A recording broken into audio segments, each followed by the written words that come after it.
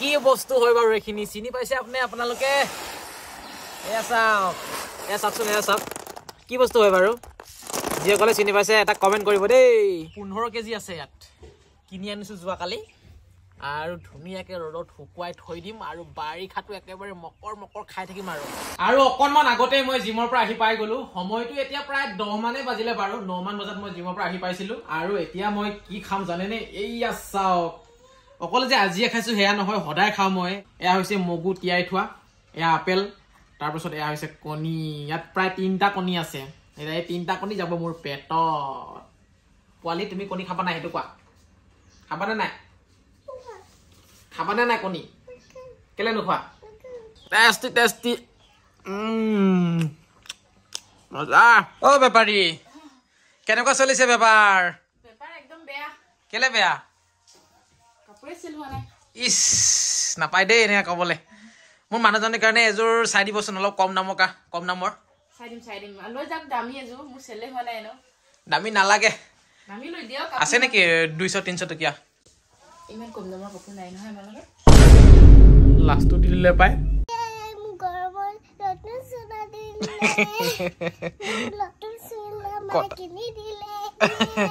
কিনি দিছো এনেকুৱা 3টা মান বেলেগ কালাৰত খুব ভাল পাইছে নাচি আছে নতুন চোলা পিন্ধি তাই এয়া হয় দেই তোমাৰ বিহু চোলা হ'ব নে আৰু লাগিব কেলে জপিয়াই আছা কি কিবা কি কম মানে আৰে জেঠিয়াত কেনেকে আকৌ ফ্ৰিজটোত পালেহি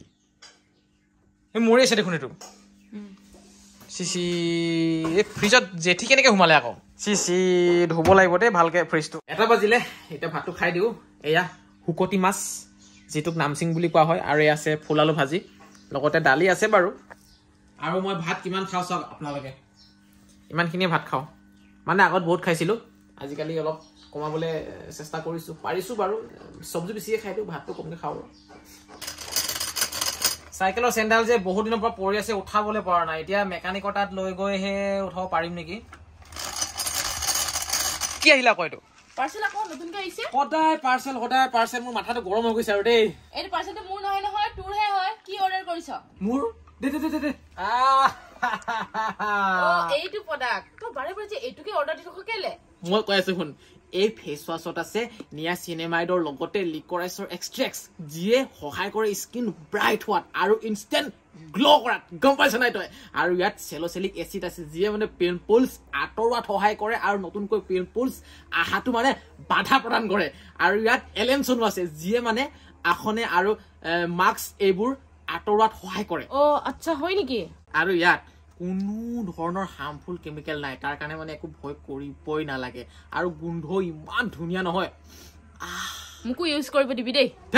এইটো মাইকী মানুহৰ কাৰণে নহয় স্পেচিয়েলি মতা মানুহৰ কাৰণে বনাইছে মতা মানুহৰ স্কিনৰ কাৰণে বনাইছে এমেজন আৰু ফ্লিপকাৰ্টত ইয়াত 6.5 লাখতকৈ মানে বহুত বেছি ৰিভিউ আছে গম পাইছে না কথাটো আৰু 125তকৈ কম দামত পায় যদি অফাৰ চলি থাকে আৰু এয়া যে অকল মোৰে ফেভৰেট নহয় বহুতৰ ফেভৰেট আৰু ইয়াত মানে এজন মতা মানুহৰ স্কিনত যিমানবোৰ মানে বস্তু প্ৰয়োজন হয় নহয় সকলোবোৰ ইয়াতে আছে এবাৰ ইউজ কৰি চাওক আৰু স্কিনৰ ডিফাৰেন্স চাওক কিমান হলনি হৈ যাব এমেজন আৰু ফ্লিপকাৰ্টৰ লিংক মই ভিডিঅ'টো ডেছক্ৰিপশ্যনত আৰু কমেণ্টত প্ৰিণ্ট কৰি থৈ দিছোঁ তাত গৈ আপোনালোকে ধুনীয়াকৈ এই প্ৰডাক্টটো অৰ্ডাৰ কৰিব পাৰে আৰু কেনেকৈ অৰ্ডাৰ কৰে মই হেয়াও দেখুৱাই দিছোঁ আপোনালোকক এনেধৰণে আপোনালোকে সুন্দৰভাৱে গৈ ক্লিক কৰি সুন্দৰকৈ অৰ্ডাৰ কৰিব পাৰে তেতিয়াহ'লে দেৰি কিহৰ যাওক আৰু অৰ্ডাৰ কৰক মুস্তাকৰ ৰছিয়ান ফেচ ৱাছ বেলটো লগোৱাচোন লগোৱা ধুনু লাগিছে এতিয়া চাওঁ ধুনু লাগিছে দে মোক এটা চুমা খোৱা এতিয়া আমি আইতা ঘৰ যাম ন ডাঙৰ এটা মাছ ধৰিছে বোলে পুখুৰীত হে ভগৱান কি কৰিছে তাই মই আকৌ ভাওনা কৰো বুলি ভাবিছিলো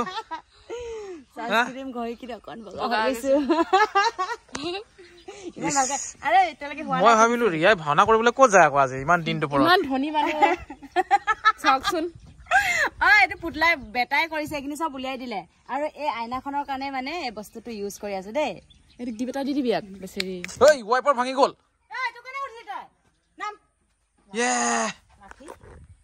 ৱাইপাৰটো বেকাৰ হৈ থাকিলে দেখোন ৰিয়াই ওলালে আমাৰ লগত চননাক লগ ধৰিছো নেযায় হেনো গাহৰি বনাইছে গাহৰি এৰি ক'ত যাব আমাৰ লগত বহি আছো ধুনীয়াকে আৰু সন্মুখত দেখি পাইছেনে নৈখন এইখন জোনমণিহঁতৰ গাঁওখনৰ মানে পাছফালৰ নদী সৰু কালত বোলে খুব গা ধুইছিল ইয়াত আমাৰ টিউবেল নাছিল যে নদীতে গা ধুৱা হোৱা আৰু আগতে মানে আমি নদীত গা ধুই বহুত বেছি ভাল পাওঁ সেইকাৰণে ঘৰৰ ওচৰতে এখন নদী আছিল এইখন নদী এতিয়া বাৰু বহুত বছৰৰ পাছত নদীখন দেখিছো মই নিজে মানে চাই চিনি পোৱা নাই কাৰণ এই বা চাহ ঢেৰ হৈ গ'ল এনেকুৱা নাছিল আগতে নদীখন বহুত ডাঙৰ আছিল আৰু বহুত দ আছিল এতিয়া বাম হৈ থাকিলে এই বহি চাই আছো ক'ত গা ধুইছিলো মেইনকে এইখিনি এই বাহনিখিনি এইখিনি তলত দ আছিলে তাত পুৰা সাঁতুৰি ধুই থাকো ইমানে সাঁতুৰিছিলে কিন্তু এতিয়া পাহৰি থাকিলে কেনেকে সাঁতুৰে এতিয়া পানী নামিলে ডাইৰেক্ট ডুবিহে যায়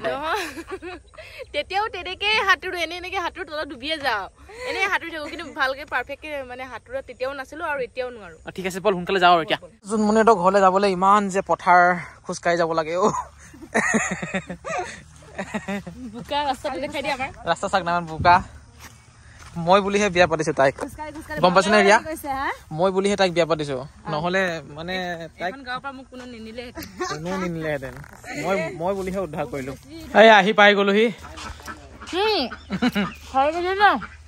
এয়া কচু তুলি আনি ৰ'দত শুকাই থৈ দিছো আৰু আজি মানে বাহু মাছৰ লগত কচু বনাই খাম আৰু মানে কেনেকে বনাই মানে সকলোবোৰ দেখাম তাৰ আগতে কচুখিনি বইল কৰি ল'ব লাগিব কুকাৰটো কোলা কাৰণ এই কুকাৰটো জুইত বনাও আমি কিবা কিবি আৰু এইয়া চাওক কচুখিনি এতিয়া পানী দি মেলি বইল কৰি দিওঁ ধুনীয়াকৈ ধুই মেলি ল'লোঁ তাৰপিছতে পানী দি এতিয়া বইল কৰিম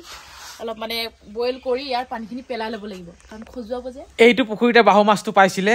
মোৰতো বিশ্বাস হোৱা নাই দে ইয়াত যে বাহু মাছ ওলাব কচু বইল হৈ গ'ল ন হৈ গ'ল বঢ়িয়াকে এতিয়া পানীখিনি পেলাই দিলে মানে ইমান এটা নখজুৱাব মানে মালটো প্ৰথম মানে বইল কৰা পানীখিনি পেলাব লাগিব ঘৰটো পাছফালে ধুনীয়া এখন চালি আছে ইয়াতে মানে ধুনীয়াকৈ এতিয়া বনোৱা হ'ব বঢ়িয়াকৈ আৰু এই মাছখিনি চাওক 1 কেজিমান ওলাইছিলে কিন্তু দেই কি ৰঙা ৰঙা তাজা হৈছে চাওকচোন ভাল লাগে মাছটো ৰৌ মাছত খাবলৈ এনেকে জুইত বনাই খোৱাৰ মজাই বেলেগ যিহেতু কচু হয় খজুৱাবই অলপ হ'লেও সেইটো কাৰণে এই টেঙা কণ বিলাহী কচুত দি দিম তেতিয়া খজুৱাটো নাইকিয়া হৈ যাব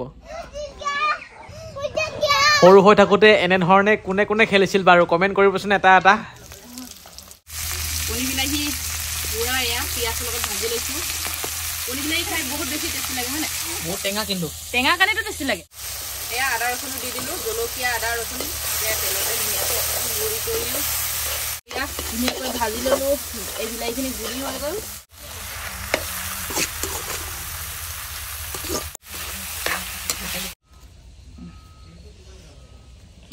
কচুৰ লগত বাহু মাছ ৰেডি হৈ গ'ল আৰু এতিয়া খোৱাহে আৰম্ভ কৰিছোঁ ইমানেই বেছি টেষ্টি লাগিছে নহয় কি যে মজা লাগিছে কি যে ভাল লাগিছে দেখিছে ইমান কষ্টকে যে মই আহিলো ঐ ঘৰলে ভাত পানী খাই মেলি ঘৰলৈ আহি আছিলো আৰু আধা ৰাস্তাতে ৰিয়াই তাইৰ স্কুটিখন মোক দি আৰু পিছফালে চাওকচোন ইমান ডাঙৰ এটা বক্স পাছফালে লৈ আহিবলৈ দিলে আৰু ইমান কষ্টকে আহিছো বহিব পৰা নাই এনেকে হৈ আহিছো দেই এনেকে হৈ আহিছো মোৰ ডিঙিটো পিছফালে বিষাই থাকিলে আচলতে ৰিয়াৰ অহাকালিৰ জন্মদিন হয় সেইটো কাৰণে এটা বক্স মানে আজি ভাড়াত লৈ আনিছে তাই